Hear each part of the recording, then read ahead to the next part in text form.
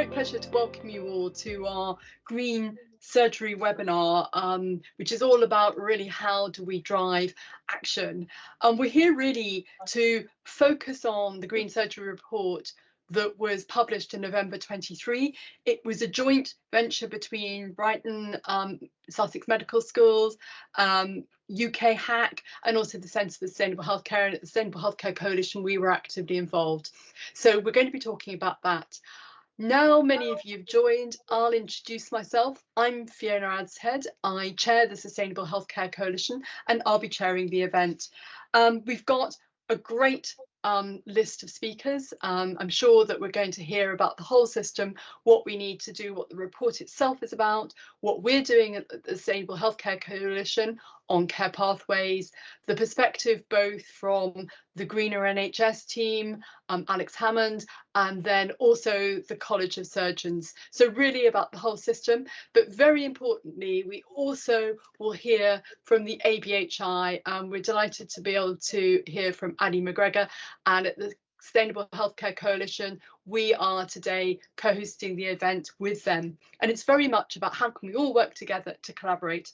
So I think without further ado, I'm going to turn to Mood Bhutta, who will be known to many of you. He was the lead author with Chantal Risen on the report and really has been galvanising us all into action for a long time. So Mood, we're looking forward to hearing what you've got to tell us and how you want us to work with you on the next steps to make action happen. Thanks, over to you. Thanks very much, Fiona. And as has already been introduced, I'm an ENT surgeon and a professor of sustainable healthcare, and I was honoured to be asked by the UK HAC to chair this report. We've got a lot of people that have sort of supported and badged this report, so I'm really glad to say that a number of organisations, both from across the UK, but also internationally, surgical associations, including in Canada and Australasia, have also joined in. So we want to say this is what we see as the future. Now, the reality is, of course, that delivering that is going to be the real challenge, but I think we've got a starting point. I'm going to talk briefly about the sort of key aspects of the report, and I'm not going to go into incredible detail because we'd be here for several hours, and you can read it at your leisure if you wish. And I will concentrate also, because I understand a lot of the people joining today are from industry, about some ideas about what the industry can do, some of the issues related particularly to our medical supply chains. So here is the report. If you Google Green Surgery Report, you can download it for free. It is about 100 pages or so. So if you've got the time, do have a quick read through. I think it is hopefully not too dense, but yeah.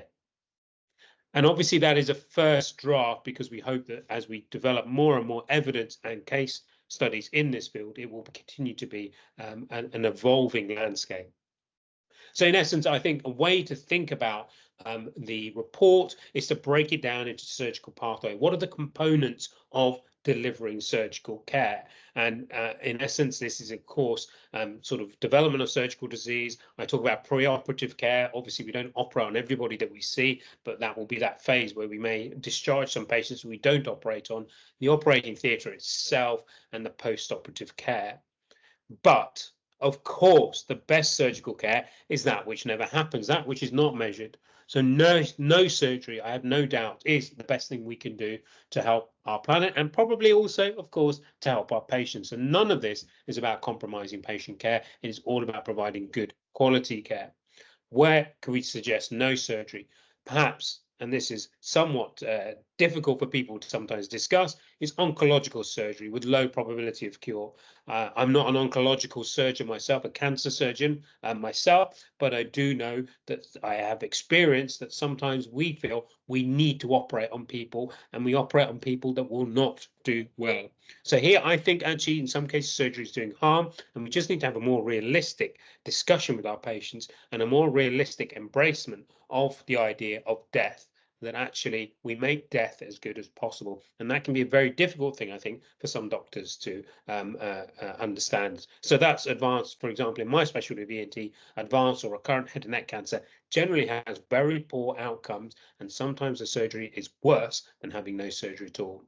We need to have an honest discussion about cosmetic procedures and how they have ballooned in the last few years, And I'm not really sure that this is necessarily consistent with a healthy society in all its aspects in terms of the mental health of people. Non-surgical management can sometimes be used. For example, we're moving more and more towards some emergencies being treated without surgery, such as small abscesses. But the biggest thing here is actually public health, preventing all of that disease in the first place. So if you look at the first part of this map, if you like, the best thing is that public health. If you don't smoke, you won't get lung cancer, you won't get head and neck cancer, and you'll put some of my colleagues out of a job, which would be great.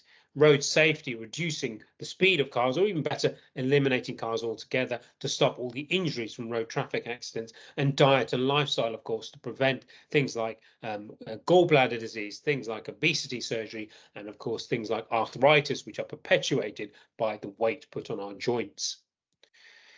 Preoperative care, we need to move towards remote consultation. We have pockets of this happening, but we need more and more of this where patients are not brought in unnecessarily for appointments, and we can streamline those appointments, including unnecessary investigations that are still prevalent. And this is evidence within the report. Why? Because we know the carbon footprint of a consultation is predominantly due to the patient's journey to get to us. And most patients, unfortunately, still use personalized fossil fuel-based transport to get to their appointment. So we really need to cut that down. And it is context specific. So, for example, I've done some work in ENT showing where we can safely use remote consultation with patient buy-in, with patient support. What else then? Anesthesia. Our colleagues from anaesthetics were involved very much as partners in this report. Surgery, of course, includes our anaesthetic colleagues. Local or regional anesthesia should be utilised wherever possible, and that is underutilised in terms of its maximum capacity. Some inguinal hernias are done, but some are not. Superficial neck lesions and so on and so forth. These are some things that I can think of from my specialty. We're not really utilising this as much as we could. It could be, obviously, there's other aspects of anaesthesia that are already happening, things like desflurane, but the anaesthetist will probably talk to you about that, those toxic greenhouse gases from anaesthesia that are being used. And then post-operative care, things like daycation, short-stay surgery obviously makes sense, reduce the amount of activity within a hospital, but that's supposed to say streaming online post-op follow-up. So we can use online post-op follow-up, where people can actually video link in to say, hey, my wound is okay or not, rather than bringing patients back to hospital. But it's this operating theatre as well, which is so resource intensive, that I'm going to concentrate on now going forward. So the carbon hotspots in the operating theatre from our systematic review include anaesthetic gases, those things that we're talking about. And I've mentioned the mandated reduction in desflurane, the most toxic greenhouse gas used in healthcare, is now going to be eliminated from the UK. And we should be proud to be seeing that go through this year. Decommissioning nitrous oxide manifolds, because nitrous oxide also has global warming potential more than 300 times that of carbon dioxide, and it leaks out of manifolds, and we should stop that. Piped nitrous oxide should be something of the past across the entire world. Energy use, we should turn off equipment not in use, because that's a huge source of our carbon footprint, and we just leave things running for no good reason. Consumable equipment, however, is also a big area of my interest, because that does include carbon, but it also obviously includes other destruction that we often don't talk about. So one of the sort of criticisms that's often labelled environmental science is it concentrates on carbon, carbon, carbon. But of course, making something requires the extraction of raw materials, and that's usually the destruction of land and habitat for life. So this continued extraction is another additional component, and all the other environmental harms that causes in terms of pollution, destruction of waterways, etc., etc. So the linear economy of medical goods is very much a much more modern phenomenon. It's really come to its fore, if you like, and I hope that this is the peak of that linear economy, because we are going to move to a reuse economy in the last few decades. This is an example, if you look at the carbon dioxide of different approaches to hysterectomy, these are contemporary data, but actually if you look at the more traditional approaches to a hysterectomy, removing the womb, the traditional approaches such as a vaginal approach or an abdominal approach where you would cut things out, have a much lower carbon. So this is Cassie Thiel's data from New York, and she analyzes different approaches. The A on the right, there's anesthetic gases, but actually in this study, they were using desflurane. So that would be much, much, much, much lower now. And that red bar is the production and use of single-use equipment. Very little if you're using a vaginal abdominal approach. It could be reduced further. However, once you move to a laparoscopic approach, we've gone to a throwaway economy. Look at the amount of single-use equipment and carbon, and the robotic approach even worse. I'm sorry, it simply does not have to be this throwaway culture. Now, complex reasons underlying that. Why, if we look at other areas, a cataract operation performed in the UK has a typical carbon footprint of 180 kilograms, but if you perform the same operation in India, it's 30-fold lower. Highly efficient system, reusing almost all of their equipment, and they have lower rates of infection than we report in the UK. So this is the standard we should be aiming for, not what we do in high-income countries with our destruction of what we do to our planet through our throwaway economy. The same, these are data from Chantel's work looking at the carbon footprint of products used in the operating theatre. We find 2/3 of the carbon of the products used is due to that single-use agenda. It is the thing in terms of products, and hopefully the people in the audience who are manufacturers would be on board with us, that we need to move to a reuse economy. These are the examples from England of the quantities, which are phenomenal. 1.7 billion gloves used in England before the pandemic. 52 million metal instruments being thrown away, things like laryngoscope blades used once and thrown away. So I find that abhorrent that we can't use it as we would a spoon. 93 million drapes and gowns that are single use, 48 million electrosurgical products. And there are other consequences from our use of over materialization. It's estimated 2% of all global plastics are used in healthcare. That's our modelling. And we find microplastics in the operating theatre. So this is Jeanette Rochelle's data at the top right, showing microplastics in our environment. Microplastics are released from all plastics that are found in human lung, human liver, human gut. Every single one of us will have microplastics in our body because we are using plastic everywhere. In the operating theatre, they're found to be 3 times higher than other environments. They cause chronic inflammation. Your body cannot get rid of them because they are not natural substances. What else? When you use plastic, you put in toxins to soften and treat the plastic, typically 200 to 300 compounds added to plastics, including DEHP, a plasticizer to soften the plastic. These are the levels of plastics coming out of wastewater from a hospital in Denmark. The red line there at the bottom right figure is the permissible levels under EU law. You can see these are highly toxic levels. This can cause endocrine disturbance. This is worrying toxicity in our environment. So we've got to stop that materialization. Why else? Because we know that products are outsourced to manufacture, because if you throw them away, you want them as cheap as possible. Some data we published just last month looking at this shows that around half of all products that we see being manufactured are manufactured in countries with very high risk of labour rights abuse. And that possibility isn't just is a reality. Here's some of the surgical instruments that we throw away being manufactured in Pakistan using sweatshop and child labour conditions.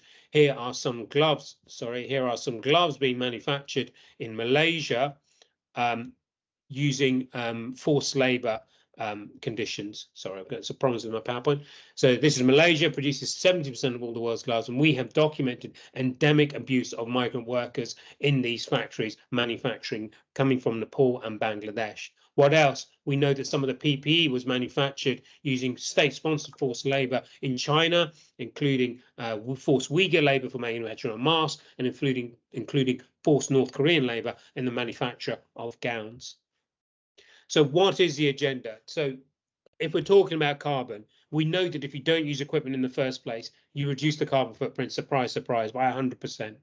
We know that if you reuse medical equipment, you save typically between 38 and 56% of the carbon. So that is not going to be matched by anything else. That's taking account of the cost of sterilization or decontamination, and that's steam sterilization. And I'll come on to talk about other options that we might have. And if we recycle products, we have at best 3 to 4% of the carbon that we will recover, and that's difficult in healthcare. So please, let's not concentrate on recycling. Let's concentrate on the reuse agenda and maximizing the number of reuses to keep those materials in place. I'm interested in the truth here, and the truth, is something up for debate. So I'm very happy to be challenged on this, but there has been lots of untruths in the past. We've seen whitewashing. This is where you cover up the truth completely. These data from ExxonMobil, one of the largest producers and suppliers of fossil fuels, showed what would happen if we continue to burn fossil fuels. This is data from the 1970s that they were aware of, that they didn't want us to know. It was covered up and it was only uncovered last year. The data shown in black are the original data. The data in red is what's actually happening. It was modeled almost to perfection, but it was covered up because they didn't want us to know. Any company that continues to think that we should be investing and supporting fossil fuels going forward is simply behind the curve. Greenwashing. I also see this. Companies will tell me, oh, yes, we're producing our products using bioplastics.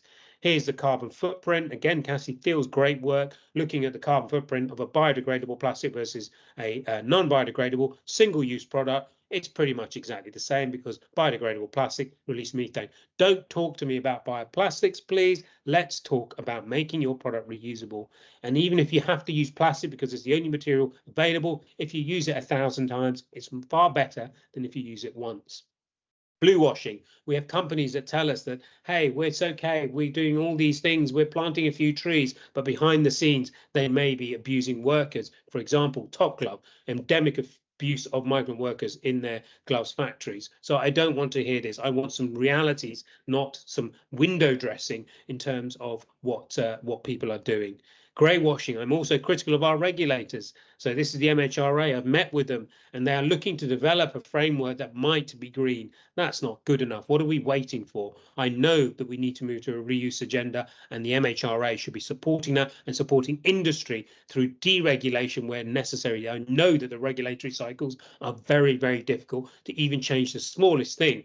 Seems ridiculous amounts of bureaucracy. So I promise you, I'm working on that. But we also have yellow washing, a new term that I've come up with, where we use infection risk as a potential excuse for not doing things. So here's a paper about the rhinolaryngoscope suggesting that there is a serious potential risk of prion transmission if I stick a camera into someone's nose. I've actually done about 3 this morning using a reusable version because there is absolutely no cases of this happening. So I don't want untruths and marketing about this unrealities of what the truth actually is. We also see other things where there is planned obsolescence, where people will say, hey, we can actually just make a new product. This is a particular drill from a particular company, Model 7 and Model 8. I can't see the difference. Did you really need to upgrade it? And did you really need to stop the old version being supported? Because that's what we're told. What else? A harmonic scalpel, you might make it and single use, but actually we know from the Association of Medical Device Reprocessors, you can make this reusable because you just change the chip and you change the things on the end. This is, I'm sorry, planned obsolescence. This I cannot tolerate either. This is destruction of our planet only for monetary gain. We need new models. Solutions to finish. So we have a perceived risk of infection. We have economic drivers that are driving this, and we have a lack of human physical resource for reuse. So what I would like us to together understand is how we uncouple and tackle these very difficult things. I'm working on national and international guidance on infection risk, working with, for example, the Infection Prevention Society and academics in this area.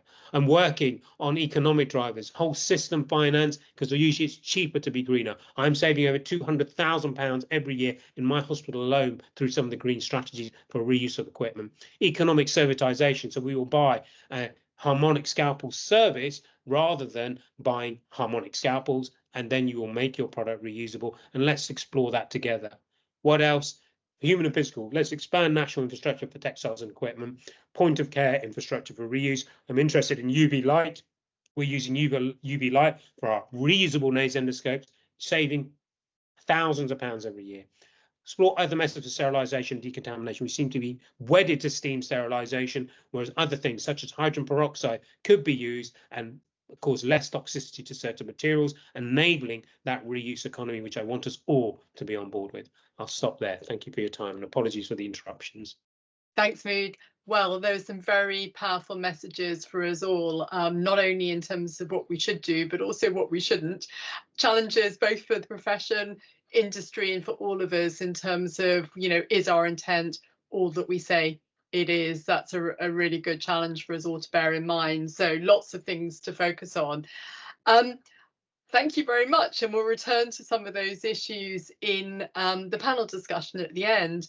As a number of you will be aware, at the Sustainable Healthcare Coalition, we've been championing with colleagues at the Greener NHS team and beyond for a number of years the care pathway approach.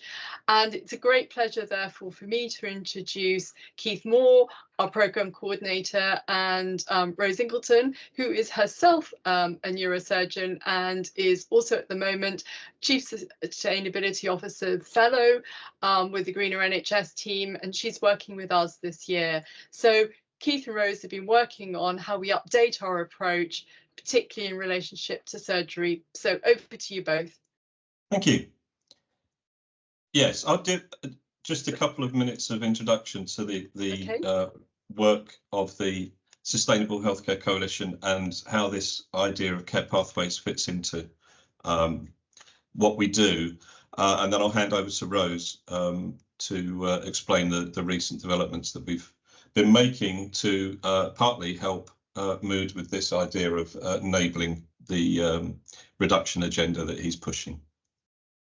The coalition itself was formed about 12 years ago, and the idea initially was the predecessor to the Greener NHS team, the Sustainable Development Unit, came to the realisation that a lot of the NHS's footprint is associated with the supply chain, and a lot of that supply chain footprint is associated with pharmaceuticals and medical devices. So they started the coalition as a roundtable to get industry alongside the health system itself, so that we could start to join up conversations up and down the chain of custody, the supply chain itself, and into the health system to understand where the biggest barriers were and where the biggest opportunities were for changing the sustainability agenda for the good. It's been going since then, really on the basis that measurement is the key to understanding where those opportunities and barriers lie, where the barriers can be broken down and where the opportunities can be maximised to make the change happen, to move to a sustainable health system. Back in 2012, we produced the world's first guidance on how to measure the carbon footprint of pharma and medtech. And that was a really important first step, and that job is still not done, because although a lot more manufacturers are assessing the footprints of their products now, still there's not a great deal of sharing of that knowledge. There's not a great deal of publication of those product footprints. So a lot of the data that Chantel and Mood and Cassie in New York have been developing have been based on assumptions, based on their own estimates of what the product footprints are that go into these pathways. Moving on from the concentrating on the product, the next obvious point to address is how to look at care pathways with a sustainability lens. And from 2015 onwards, a lot of the focus for the Sustainable Healthcare Coalition is exactly that. We've looked at developing the guidance for appraising sustainability of pathways and working with the Greener NHS team. That's in the process of being updated, and particularly, as you'll hear from Rose, one of the main focuses of that effort has been on looking at surgery and what we can hope to understand through shining a light on the care pathway for surgical interventions. We've done some work with Newcastle hospitals, particularly on green renal pathways, understanding the impacts of in-centre haemodialysis. We're now looking at peritoneal dialysis and transplantation, really high impact areas of healthcare. And the most recent effort that we're trying to apply this care pathway appraisal approach to is in clinical trials. clinical trials possibly are about 5% of global healthcare emissions. It's an area where the industry, particularly the pharma and medical device industries, and the public sector are involved very heavily. So a joined up approach to understanding the footprints of clinical trials is a really important addition to the work that we're doing in the Sustainable Healthcare Coalition, but to foster the global conversations on what sustainable healthcare might look like. And it's really interesting to note that with the input we've just had from Mood, what we're seeing more and more is that it's the clinicians themselves that are driving the desire and the activity towards innovation. These conversations only work if we join up across the whole system and give these clinicians the armour and ammunition that they need to make these innovations embed into the health systems themselves. And the only way we can do that is joining up through the R&D, commercial R&D, public R&D, manufacture and delivery systems through into their use. And of course, all of the things that Mood has been asking for in his presentation means that industry itself needs to understand how these products are used, implemented and embedded into care pathways, and indeed what the end of life is after the thing has been used, whether it can be reused or needs to be recycled or disposed of. Fully agree with what Mood was asking about shifting towards prevention. And I think there's a really important role for industry in helping that conversation move forward. But on that, I will hand over to our colleague Rose, who's been embedded in the SHC for this year as a Chief Sustainability Officer's Clinical Fellow from NHS, and has been driving a lot of the development of the care pathway approach and trying to make it more usable for people.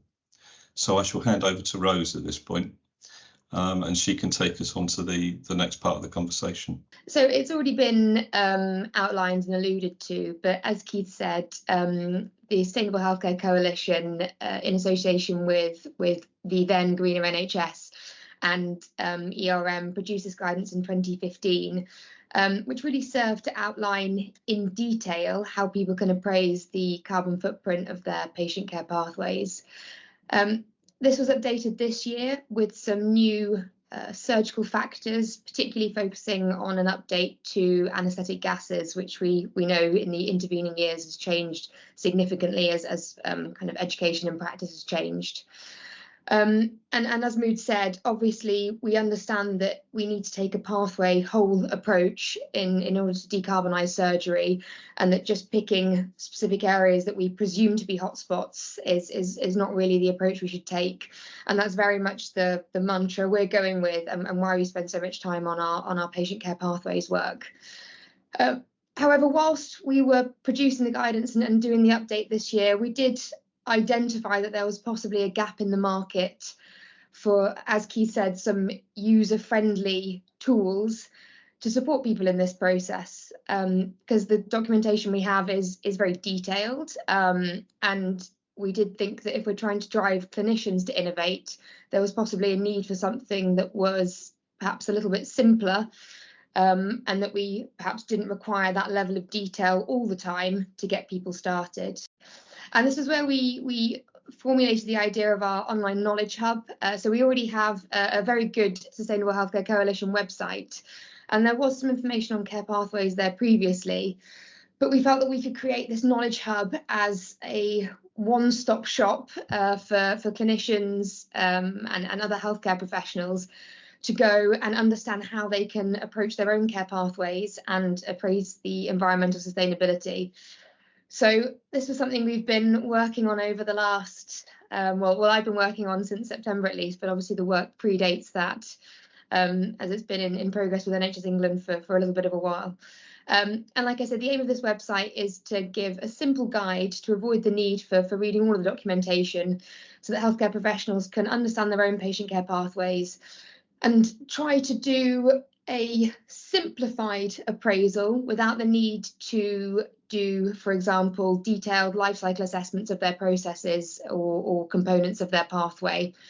And our main aim in doing this was so that clinicians and other healthcare professionals could hotspot their pathway, pick out areas they thought needed a kind of additional focus, and use that to guide decarbonisation in future. So this is completed at the start of this year, and we're going to showcase it to you in just a second. And just to note that accompanying this, we are also updating our carbon calculator tool. So what we've got currently is that we ask people to manually calculate their carbon footprint of their pathway using our tool, but we do have an existing carbon calculator tool for pathways, which is a little bit out of date. So we're currently updating that, and we hope that that will be ready in the next month or two for people to use alongside the guidance. This is our Sustainable Healthcare Coalition homepage. So just to navigate you, if you go to topic area and click Sustainable Care Pathways, this is where you'll find our knowledge hub with all of the information. And I'm sure somebody or myself can pop a link to this in the chat shortly. So this is where it will take you to. We've got this helpful navigatable tab on the side. And the information it includes is stuff such as a brief introduction outlining the reason why we're doing this. Though I imagine if most of you have found your way here, you probably well aware of this information already, but just a little bit of brief background information. And then we've got a little bit of detail about care pathways themselves, because for some people who are perhaps new to this area, they might not understand what exactly a care pathway is or the components that should be included when considering how to appraise a care pathway.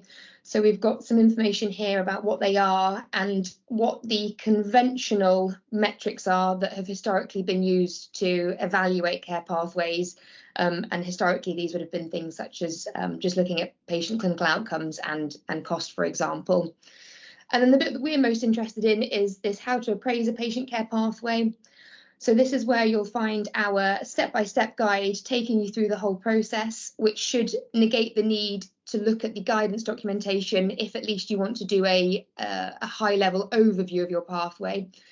And I should point out that we soon hope to have a little downloadable PDF in this section as a quick refer to guide. But essentially, this is the section we're most interested in, which tells you step by step how to appraise your patient care pathway. It outlines how to pick your patient demographic and patient population, tells you which activities should be included in your appraisal, and how you can group those into modules. And for example, here we've chosen a surgical pathway, as that is something we're focusing on at the moment and is useful for the purposes of this webinar. And we've given an example of how you might map your pathway. And then we've shown how to combine these activities into modules, outlined the different types of appraisal you can perform. And as I've said, this website is predominantly for use for those wanting a simple appraisal. And this really is no substitute for the guidance documentation in terms of detailed analysis, but it does give a little flavour of the different types of appraisal you can perform. And then we give detailed information on how you can calculate your carbon footprint. And we've included our table of environmental impact factors based on the latest available data that we've got. And as I've alluded to, in the next couple of months, we'll have our updated carbon calculator tool, which will allow people to perform an automatic calculation rather than doing a manual one, as recommended by this website. I guess the final thing to say from me is that there's no point in us doing this if people aren't using it. So we're about to enter a stage of piloting of the website. And I hope that if there are any people on the call who are involved in care pathways, or perhaps there are some clinicians on the call, that if anyone wants to use the website and trial it for appraising their own care pathways, we'd that would be more than welcome from our perspective. And we're very keen to share case studies of anyone who has used it and receive feedback on how people found it. So I guess that's our plug and our plea for anyone who'd like to use it. and to let us know how they find it, and we're more than happy to share any case studies which arise from that. Thank you. Thanks very much, Rose and Keith, and thank you both for all your hard work on this. It's great to see that, and as you can see, everybody, it's really about giving all of you the tools to work out where we need to act and where the hotspots, as Rose was saying, are. So without further ado, we want to move on to a really important aspect of this, the supply chain and the role that all of you play in that, and really around procurement. And it would be difficult to think of somebody who hasn't championed this more than Alex Hammond. Alex for years has been championing this. She is currently the head of sustainable procurement and supply chain at NHS England, and has really taken an approach with all of us of really wanting to collaborate, understand how people can best work together to move forward to net zero. So Alex, tell us about your current work and what we can all do to help. Thank you, Fiona. Appreciate you giving me such kudos. I hope I deserve them. Thank you all for giving me a few minutes to just give you a bit of some of the policy overview here. My team leads on the sustainable procurement agenda. I first started this role about 3 years ago, and the first thing I was tasked with was taking a statement that we put into the delivering a net zero NHS report, which was that by 2030, we would no longer work with suppliers who weren't aligned to our NHS ambition. My job was to take that statement and put some detail alongside it. And so what we came up with, not just me on my own, but me and the team, we came up with the net zero supplier roadmap for the NHS, a series of milestones between 2021, when this was agreed and by the NHS England board, and the end of the decade, so 2030, milestones along the way. And actually, we're of 3 of these milestones we have established and under our belt, which is fantastic. So we're doing social value in procurements. All of our suppliers above a certain threshold will need to have a carbon reduction plan or a commitment to net zero, a public commitment to net zero. So beginning to move our suppliers, get our suppliers on the journey, and make it just a fundamental part of procurement. You can't be a supplier to the NHS unless you've made these commitments as a company and you're on board with our plans to decarbonize. So you'll see that there's some future milestones there. April 2027, we're going to ask for Scope 3 emissions from our suppliers, and April 2028, we want the carbon footprint of products we buy. I'll go into that in a little bit more detail, but I think just in the context of today's conversation, it's really important to keep in mind how this program isn't just about net zero. It's not just about carbon. If it were, I think we'd probably have an easier time of it. It's a very complex ecosystem that we work in, and so our program consists of these 5 things you see in the middle of the screen. So social value, carbon reduction, evergreen, which I talked a tiny bit about, and circular economy and modern slavery. So we have to do all of those things in the context of our wider NHS priorities, things like reducing our recovering from COVID and elective care, reducing healthcare inequalities, supporting people and their mental health and their overall well-being. And all of those things link into our program. And I think it's really, really important to keep in mind that we can't just do this in isolation. It has to be part of a real conversation that we're having with our patients. It has to be part of a conversation we're having with our suppliers, and hopefully something that we can all continue to iterate and develop as we go along, because we're all learning. We certainly are. So just a couple of minutes on each of these slides. I will keep to time, but just some priorities for us at the moment. So for the keen amongst you, you may know that as of the 1st of April, so last Monday, we have launched our carbon reduction plan and net zero commitment requirement. This basically lowers the threshold of procurement, a value of procurement that we require a carbon reduction plan or net zero commitment for. lots of information on the NHS England website. If you're going, oh, I've never heard about that, I better know. Simple answer is please do have a carbon reduction plan. It'll get you ready for every procurement in the NHS. But this is really, I think, critical in the wider context of our work, because what we're doing with this, the carbon reduction plan is a relatively straightforward ask of our supply chain. It's asking for scope 1 and scope 2 emissions and some of scope 3 emissions. Generally, these will be things that suppliers have a bill for. They've got it's measured. They'll have their electricity bill. They'll know their own fleet. They will, the mileage of their own fleet. They'll understand their business commuting, things like that. So it should be relatively easy as a data collection exercise, but it gets us all on the journey of documenting this, setting that net zero target for the future, but then figuring out how we're going to get there along the way. And that's a really critical thing. It's all very well having a commitment out there. How are you going to do it? And that's where our supplier roadmap will take us in our relationship with our suppliers across the NHS, is not just asking for the commitment, but asking for the how that's going to get done.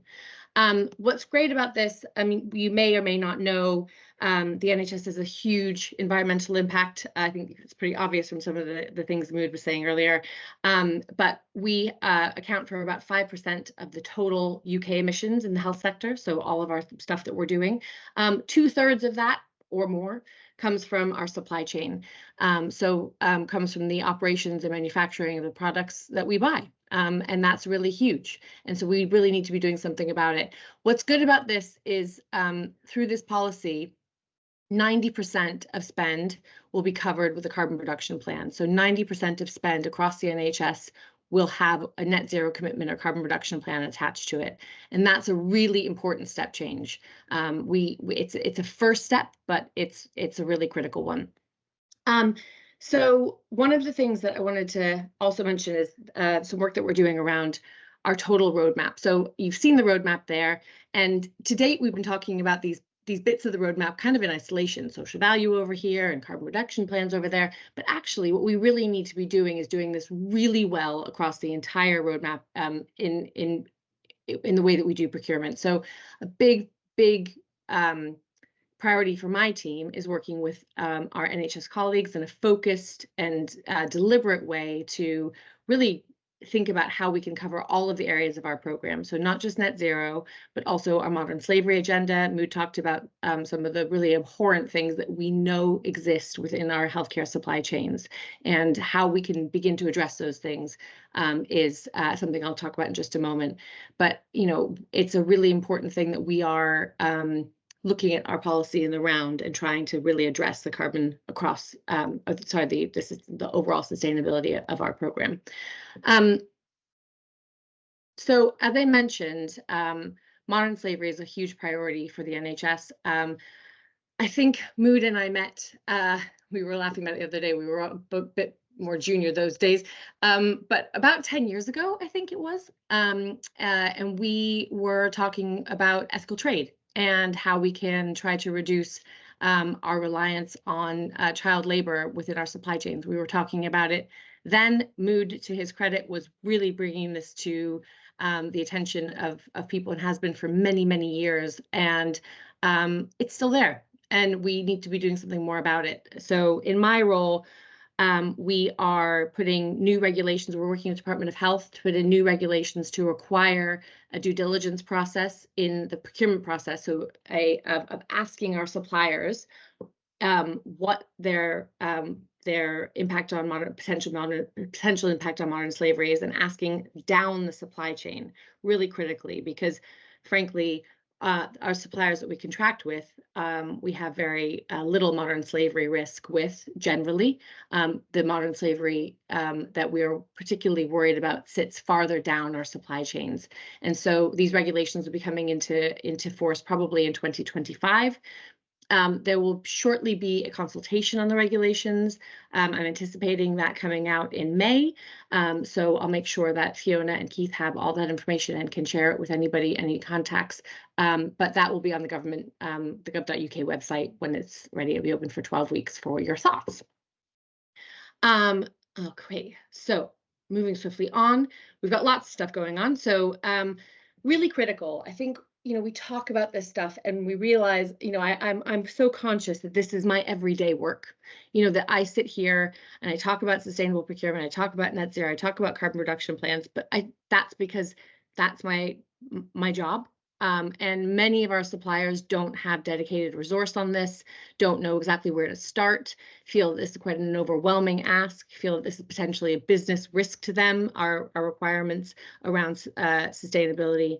And so a huge priority for my team is concentrated and specific support for our suppliers and also for our NHS colleagues who also have similar feelings. Sometimes we're asking people to do things in procurement and they don't quite understand what they're being asked to do. So we need to help them make the right links across organizations, but also we need to help them with some of the basics. And some of our suppliers will be way ahead of us. We know about them because they're fantastic. But some of our suppliers will be struggling with some of the introductory moves on this work. So a really important part of our program is supplier support and education. We have our Sustainable Supplier Forum, so Fiona sits on it, and this is really how we connect and with our trade bodies. So just another sort of really important thing that we work very closely with trade bodies across all of our markets, particularly those related to health for obvious reasons. But of course, we buy from a huge range of sectors. And so if you are part of a trade association, that's always the best way to sort of get in contact with us, because it really helps to have the momentum and understand how that's sitting across a market. I have mentioned Evergreen, and I think this is a really, really interesting thing. We set up the Evergreen Sustainable Supplier Assessment. We launched it in June of last year, and it's essentially a maturity score. So at risk of oversimplifying, it's sort of gold, silver, bronze for suppliers to benchmark their sustainability progress against the requirements in the NHS roadmap. And it goes beyond net zero, it goes into social value, it goes into third-party accreditation, it goes into modern slavery as well. So it's a really wide-ranging assessment. It's all of the questions are optional, but not all of them relate to a maturity score. So it's sometimes just about showing off if you're doing some good stuff. We know these are some of this is for the suppliers that are really going above and beyond. So we have got some, the Evergreen Sustainable Supplier sits within the Adamis e-procurement portal the NHS uses. And if you want more information about it, there's lots of information on the Greener and on the NHS England website. Sorry, if you just look up Evergreen NHS England, you'll find everything you need to know. I mentioned at the beginning that we have 2 upcoming milestones, and this is really critical. So in our roadmap, we've committed from April 2027 to ask for a carbon reduction plan for all emissions. So this includes the notorious products and services element, which is really I used to call it sort of the evil stepson of carbon reporting, the really hard bit, the really difficult one that you just want to avoid because it's just it's complicated. But it is our job to deal with the complicated. And so what we are doing is from April 2027, asking our suppliers for their scope 3 emissions, so their wider scope 3 emissions on a global scale. And this is really something that we've been working on in the background for some time already. We're going to be doing lots of engagement on this over the next 12 months. And we hope by around this time next year to be able to publish a technical standard for what we'll be requiring of suppliers so that we can give you plenty of time to prepare for that milestone in April 2027. And then I think really also quite linked to the conversations we've been having around products and their potential impact in the way that we buy and the way that we use products. We are also asking for the carbon footprint of products from our suppliers from April 2028. Now, what that will look like is to be confirmed. What that ask will look like of our suppliers. That's another area where we really want to do a lot of engagement. We want to hear from our supply chain. We want to hear from trade bodies. And we want to hear from regulators. I mean, there's a lot of people to bring into this conversation, and so there's going to be a huge amount of work over the next 12 to 18 months on that as well. I think really critically, this milestone brings together our net zero social value work with the modern slavery agenda, because as we look towards the origin of our products and understand more about the carbon footprint of a product, we also understand more about the modern slavery risks or otherwise within a product and all of its raw materials and manufacture.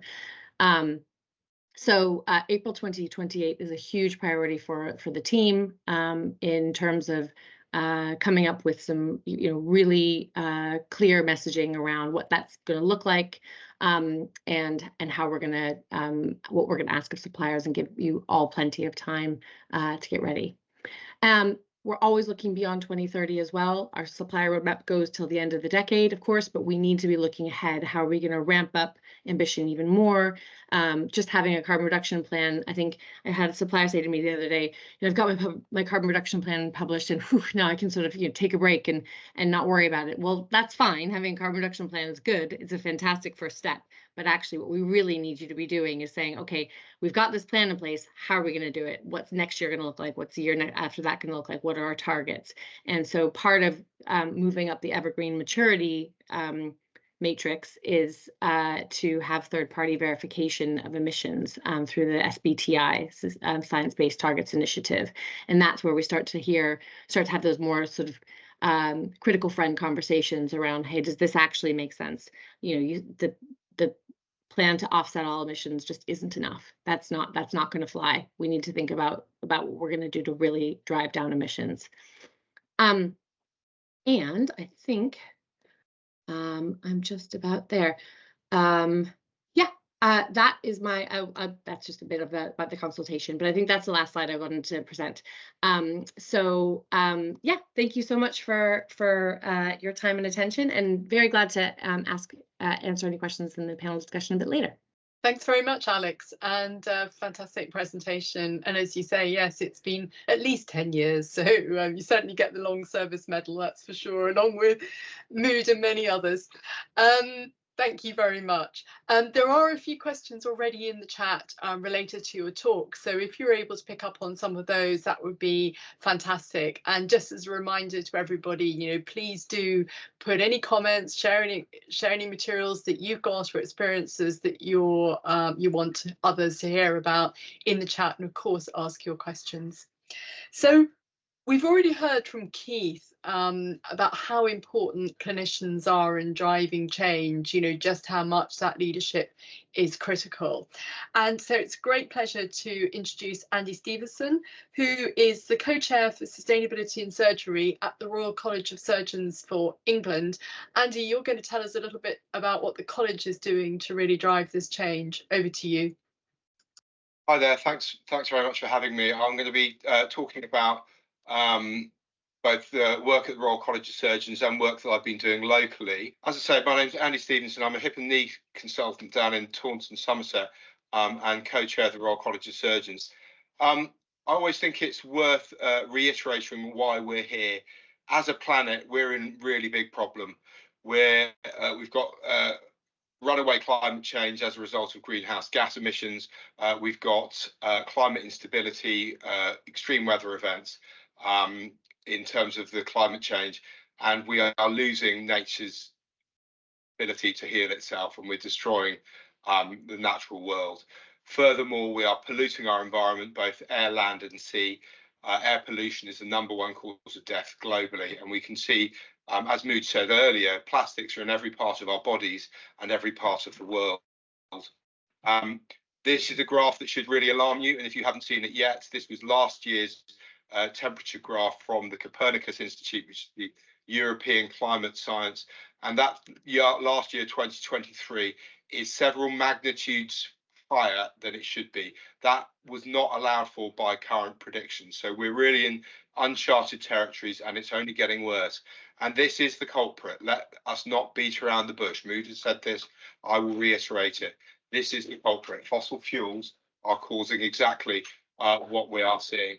If you want to get up to speed on that, I suggest watching this trio of talks on BBC iPlayer, all about how the fossil fuel industry for over 4 decades has denied, delayed, cast doubt on the science behind climate change, and just to arm yourself, because, you know, if you're going to be an advocate for these things, it's good to know the facts.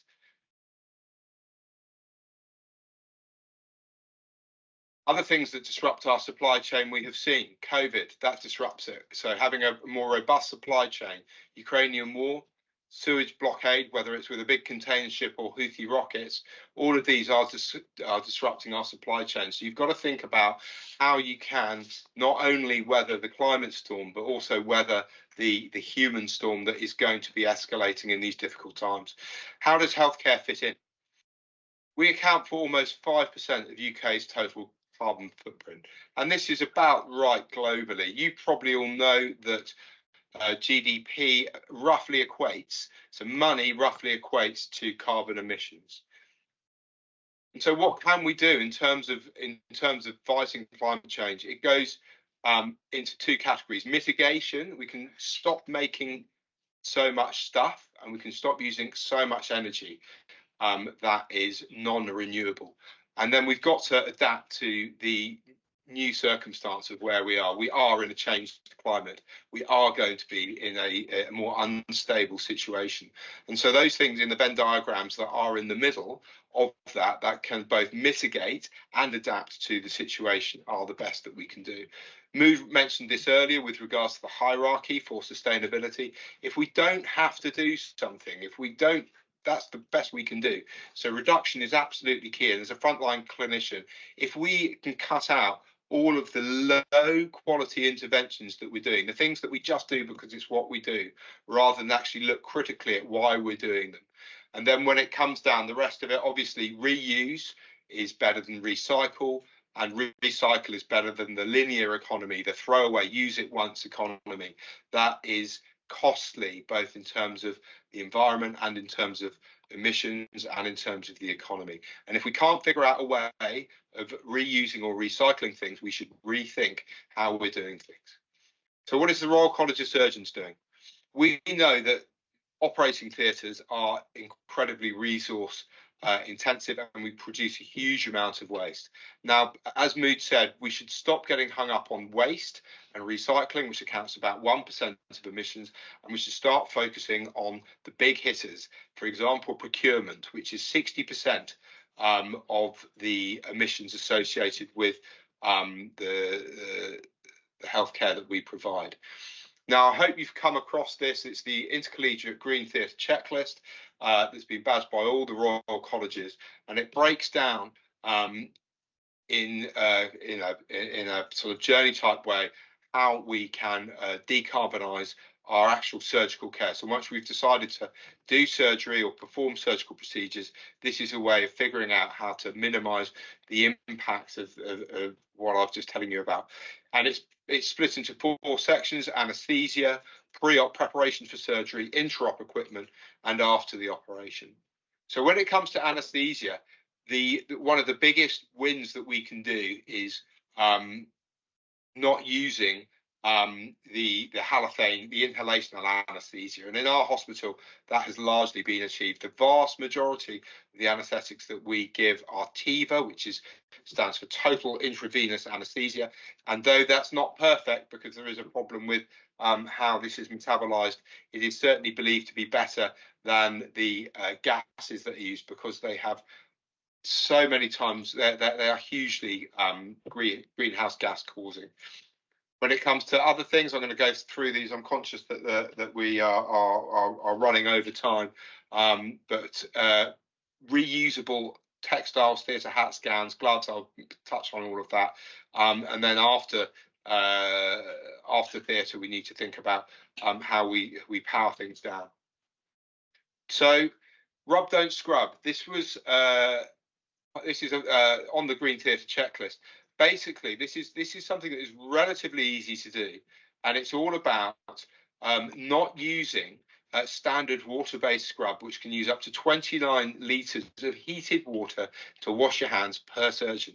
So this is a huge amount of water that is used. All the water that is wasted and the energy used to heat that water is significant. And when we look at the global patterns, a great many healthcare institutions are in water-deprived areas. And so by changing to an alcohol-based hand rub, which is supported by WHO and NICE, and obviously the Royal College of Surgeons, and you can have a look at this in the Green Theatre Checklist and the Green Surgery Report. We use less water, much less water, less energy to heat that water, and also the efficacy of it killing the bugs on your hand is equivalent to or better than the traditional water-based scrub. And this is a really good example of how we just need to shift away from one instance to another, and it's better tolerated. The next part of operating theatres, as I say, operating theatres, this is a paper by Chantal and Mood, Professor Buta, who you heard from just earlier, showing how hospitals' operating theatres really use a huge amount of energy. And we actually gave a Power Off webinar yesterday with one of our academic trainees here down at Musgrove Park about the importance of reducing the amount of power that we use in operating theatres. This is down here at the bottom of the Green Theatre Checklist, and this is what we're doing at the Royal College of Surgeons. And locally, we've got a Green Theatre, we've got a Green Care Action Group in the hospital, we've got a Green Theatre Group also in the hospital, and we're picking off each one of these so that we can go through the whole of the checklist and make our care as sustainable as possible. This is typically what an orthopaedic theatre looks like on the left. You can see a lot, and these pictures were taken out of hours, I think in UCL, and you can see all the lights are on. The light is on green on the far side, which shows that the ventilation system's going, which shows that there's a huge amount of energy being used in a theatre that has no patient in it. If we simply were to turn all of this off, we'd save a huge amount of energy. And this is a graph with, sorry, I didn't ask for your permission, Mood, but this is again from the Green Surgery Report, showing how the vast majority of energy use in our theatres is the ultra clean ventilation and anaesthetic gas scavenging, as well as the lighting systems that we employ. So how can you power off? It's all about standardizing things and doing checklists. So at a team level, this is about setting up checklists, engaging with the team, the permanent team that's there all the time, not using equipment that you are not needing. For example, the AGSS is the anaesthetic gas scavenging system. You don't need that if you're not giving anaesthetic gases, and we know that we shouldn't be giving anaesthetic gases full stop because they're such powerful greenhouse gas heaters. And then understanding all the other elements of team engagement and other elements of the checklist to reduce the amount of power that we use. When it comes to actually building the theatres, we need to think about how we can actually build automaticity into this. And this is where I think it would be really helpful to have more industry engagement with regards to how we can retrofit or how we can design and build new theatres to make them as power efficient as we possibly can. And then when it comes to the hospital level of things, again, and also from your level of things, reducing your power output when it comes to the industrial processes, the office processes, the sales processes, how can you make your day-to-day more efficient? I put this picture in because it shows two things. Firstly, it shows this is a group of individuals with myself there at the back. The tall person on the right of the screen, as you can see in the green hat, he's our sustainability officer at Musgrove Park. I've got Becky Pugsley, who's one of my anaesthetic colleagues in the front, who has Jonathan on her head, and then a couple of our senior scrub nurses. And we are going to be getting these hats, reusable hats, that will be cost neutral year one, and from year two onwards, we're not going to have to buy hats anymore. We're just going to have to wash them, and the name tags that we've got on the front are removable, and we can get some that you can draw on. So it's really good for communication. It's really good for sustainability. It's really good for the economy of it all. And it just highlights also how, in order to make change, you need to get allies. And the other thing is that every organisation will have a green plan, such as we do here down in Somerset. There is a green plan. This is all in place, and it's a matter of finding engaged people that can help grow sustainability from the bottom up, but also the top down, as we just saw with the previous talk, is coming with regards to the supply chain. And I thought I'd put that up. This is a fantastic piece of work. Please do have a look at it. Mood and his team have spent an awfully long time compiling all this together, and you know, there's plenty to be getting on with regards to all of this. And if none of you, I know Mood's put this in a talk of his previously, have read this book, this is how you do it, Donut Economics. There is someone that has thought of this, and the linear economy should be on the way out. We should be thinking about circular economy going forwards. And if your companies aren't thinking like that, then I would strongly recommend that you start to do so. I'll be happy to take any questions later on, and I will stop sharing the screen just now. Although I've got just enough time, I'm just going to show you this. Share audio. This is something that the Royal College of Surgeons is doing also with regards to. Can you hear that? No.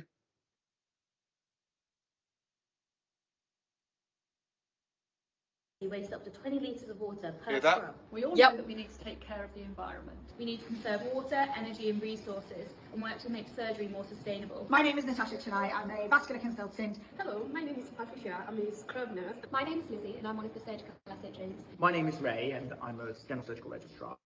I'm Colleen, I'm a student nurse. Hi, my name is Jenny Martin. I'm a consultant urologist. My name is Gorwil and I'm a scrub nurse. My name is Krish, associate specialist. My name is George and I'm a GI surgical registrar. My name is Cynthia. I'm a scrub nurse. I'm Hassan, I'm a vascular registrar. Hi, my name is James Goulston. I'm a consultant vascular surgeon down in Taunton. And I'm working with the Royal College of Surgeons and the rest of the theatre team to take part in Operation Green. Rub, don't scrub. For the first case of the day, I wash my hands so that they're visibly clean, and I only use a nail pick and a brush if I need to, and I turn the taps off whilst doing this. This is the only time I need to use a water-based scrub, as long as my hands are visibly clean. For the rest of the cases, I just use an alcohol-based scrub. Doing it this way saves time, water, and money. It is at least as effective, if not more, than traditional water-based scrub. My hands also are not dried out because the alcohol-based hand rub does contain some substance to protect my skin. Look after your patients and the planet. Rub, don't scrub. So that's an example of us using social media. That's our second reel that we put out, and we'll be doing a whole lot more. So if you check the Royal College of Surgeons website, there's a whole load of sustainability link ups there, and also the Instagram page has got a couple of those, and there'll be many more to come. Fiona, back to you. Thanks so much. Fantastic, thanks very much, and great to see those stars of the future of screens. So thank you for sharing that. There's quite a lot of interest in what you've said, Andy, particularly around who the supplier of the hats, but also some other questions around reusable gowns, maybe for you and Mood to answer whilst we listen to our last but definitely not least speaker, Addy. Addy McGregor is our partner in crime at the SHC. She is the Sustainability Manager at the Association of British Health Tech Industries and was very instrumental in partnering with us to host today's webinar. And Addy, you're doing some fantastic work. So over to you to get more of an industry perspective. Thanks very much. Wonderful. Thank you, Fiona. Share my slides first. That'd be good. So yeah, thank you all for having me today. We've heard from lots of other aspects of the ecosystem and how we all need to collaborate together. So I wanted to give a bit of the industry view, some of the challenges, but also some of the ways in which we can overcome it. So I'm also very aware that there's lots of industry on the call, but just very briefly, if you haven't come across ABHI before, we're the trade association, so one of the ones that Alex mentioned earlier, they work very closely. And we represent the medical device, diagnostic and digital health organisations. We've got about 420 members now, a lot of which are SMEs, and try and partner very closely with the health system and with government and all the other various partners that are needed in order to tackle this challenge. So I've taken this from the Green Surgery report. This is the list of recommendations for industry. Again, as has already been mentioned on the call, really recommend reading through the whole document. And I won't go through all of these in detail, but just thought it'd be worth going through a few of them briefly. A lot of them are around the circular economy, which has already been mentioned a number of times today, very rightly so. And the way that we're designing our products for end of life, the materials that are going into them, we are very aware that retrofitting or changing the design of products that are already in place can be incredibly difficult. And that's why it's even more important to think about these things now as we continue to innovate and produce products for the future. Some aspects of it are things like developing a carbon reduction plan, which I know and certainly hope that most organisations are already doing in order to align with the net zero roadmap that Alex spoke to earlier. And there's more information around each of these recommendations in the report.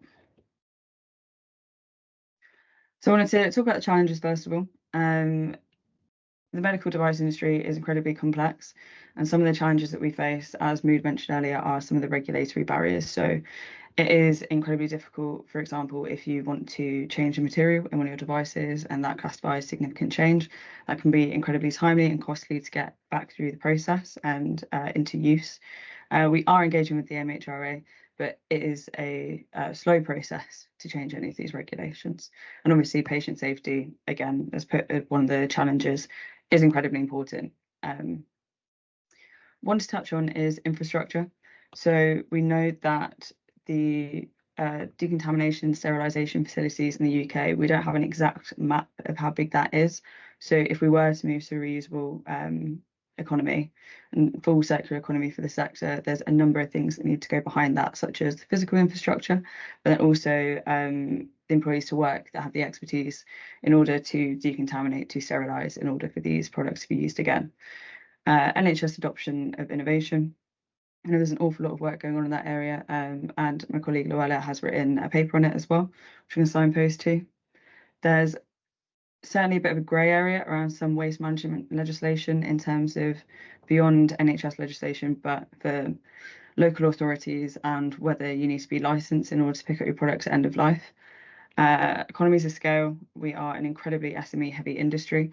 So in order for some of these recycling and waste management companies to pick up your products at end of life, we do know that some organisations have tried it and they've essentially been turned away and shut down. But this emphasises the need for us to collaborate further and see where we can work with similar organisations, perhaps with similar products, to also get those products picked up at end of life to make it a worthwhile endeavour.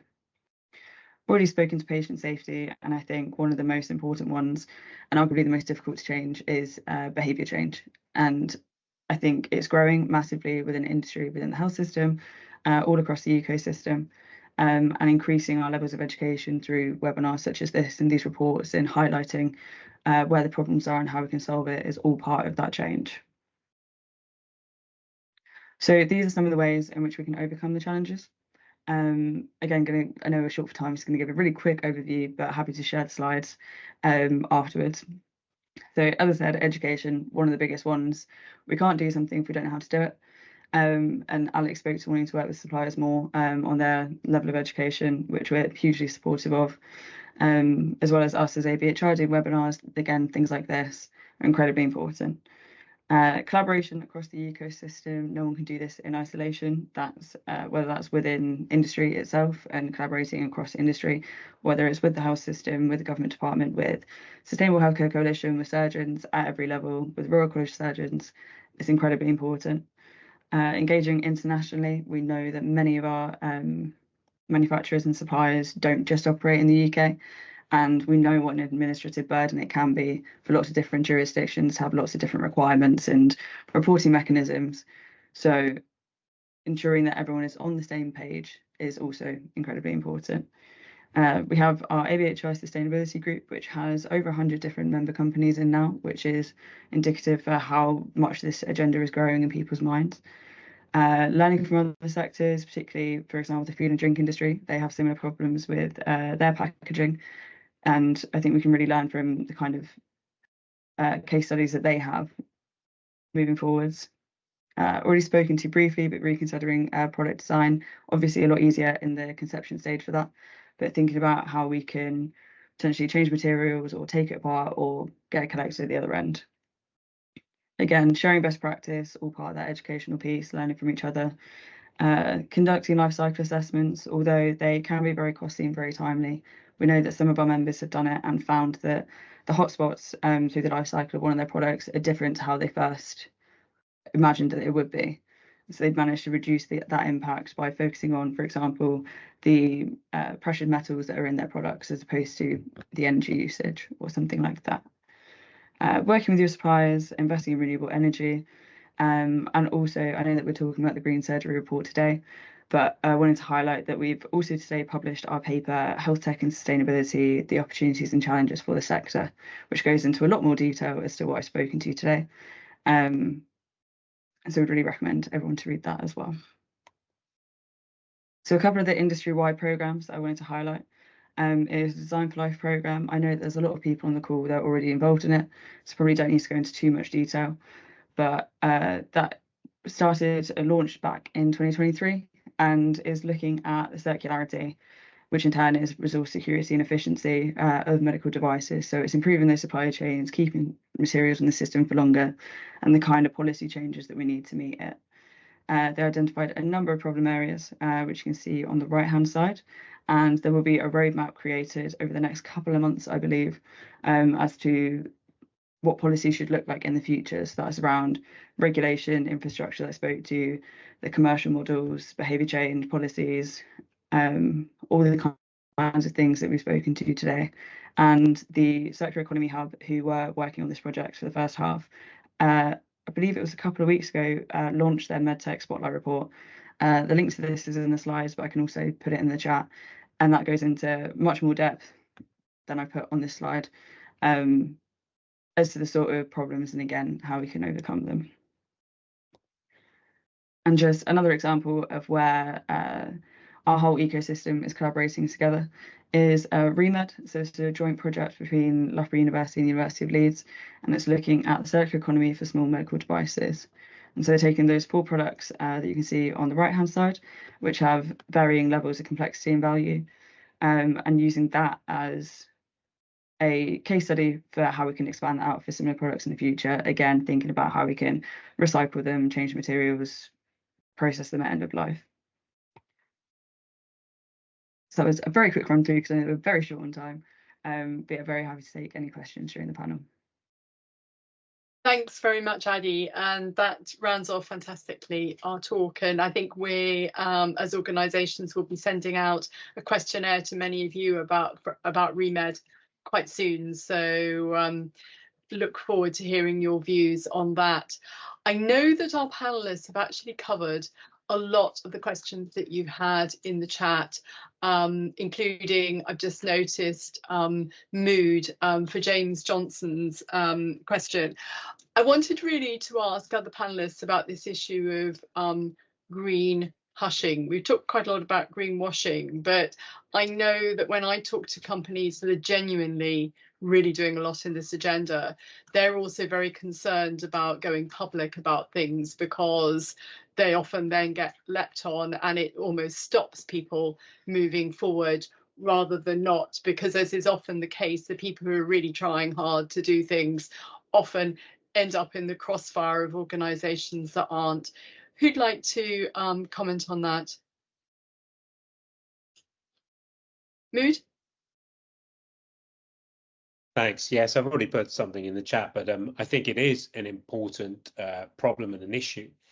So just to be clear, I mean, I can't share all the details yet, but we were commissioned by the Greener NHS to write a report on this issue related to how do we move forward. My view would be we should not be carbon footprinting everything. So that's just one thing to say out there. And it's also about what we do with the carbon footprints. So we shouldn't use it to compare between different products. That's not useful because there are so many difficulties with carbon footprinting. In fact, we've got a paper in press at the moment, an editorial piece about talking about all the issues. So you can't compare apples and pears because people may have done it in different ways and so on and so forth. What we should be using those for is for companies to identify the issues within their supply chains and to have within the production of their products, and use that as a roadmap to move forward. And I think that is a much more open and discussion about how we move forward, rather than knocking people on the head, because that's simply not going to get to where we achieve. It's the same thing we see with labour rights. If you tell people we're going to stop buying, then they just cover everything up. We want openness, transparency, and a mechanism that is in a policy that is moving things forward. So I think that's a much more useful way to think of these. That's really helpful. Andy, you wanted to come in. Yeah, similarly, just to pick up on what Mood said there, it's transparency and to have a conversation with industry. I've tried on numerous occasions. I'm a hip and knee consultant, do joint replacements. There is a great deal of reluctance to give data or even provide the kind of methodology with which a company might be able to provide the data for the carbon footprinting of their products. It's not a nice to have anymore. And as we heard from Alexandra earlier, it's going to be mandated. So getting involved early with regards to supply chain and the carbon footprinting associated with products is key. And we want to find out. We want to make things better. Hiding it away and being quiet about it is not something that can happen going forwards. Absolutely. Alex? I mean, honestly, Mood and Andy have said it really well, so I don't want to labor the point, but I do think that the really critical thing is that we need to be collaborative here. We are not trying to catch suppliers out with the policies that we're putting in place, or the support areas that we're putting in place. We are really about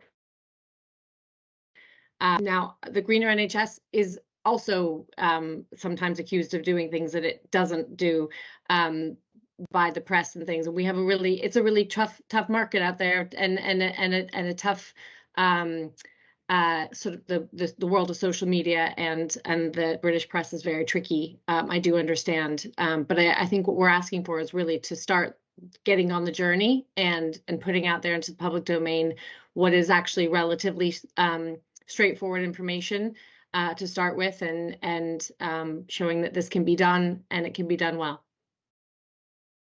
Thanks. That's a really hugely useful perspective to have. I think it's that point about we're all learning together.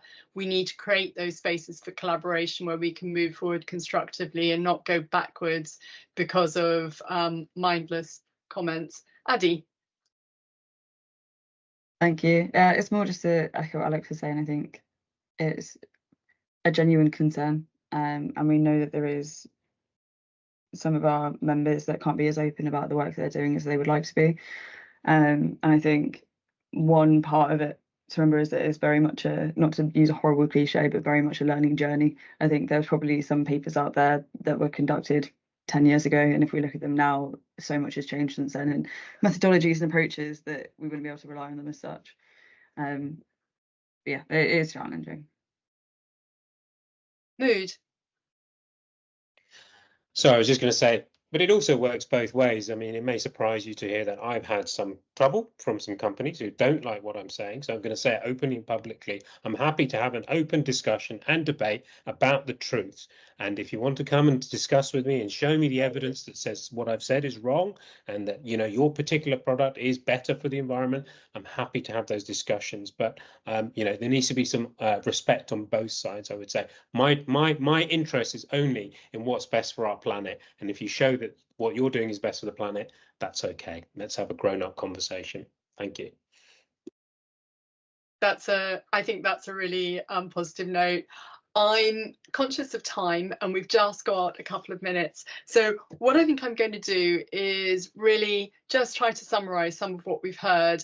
We've heard that we need to have action across the system. I was struck by what Alex talked about in terms of the need for continuous improvement. It's not about one action and then we can all go home. It's about constantly trying to think about how we reduce things. It is about understanding metrics, but using them to improve what we can do. There are, as we've heard from a number of our speakers, a whole range of challenges, both now and ahead. But the point and the reason for us having these kind of webinars is really to join up action. I know that we will look forward to hearing from you. I've put our contact details in the chat. We work closely with all of the colleagues that you've heard from today. This is about creating those constructive, open, collaborative spaces so that we can move forward and really think about how we can take those practical actions and learn from each other to really make a difference. So thank you so much for joining us. We'd love to hear from you. We'd love to hear any follow-up comments. We will definitely share the recording. Where possible, we will make the slides available as well. And we look forward to speaking to you all before too long at our next webinar, but also, very importantly, to working with you all for practical change. So thank you very much. Thanks to all our speakers, and look forward to those practical actions we can make together. Thank you so much for joining us. Enjoy the rest of your day. Bye-bye.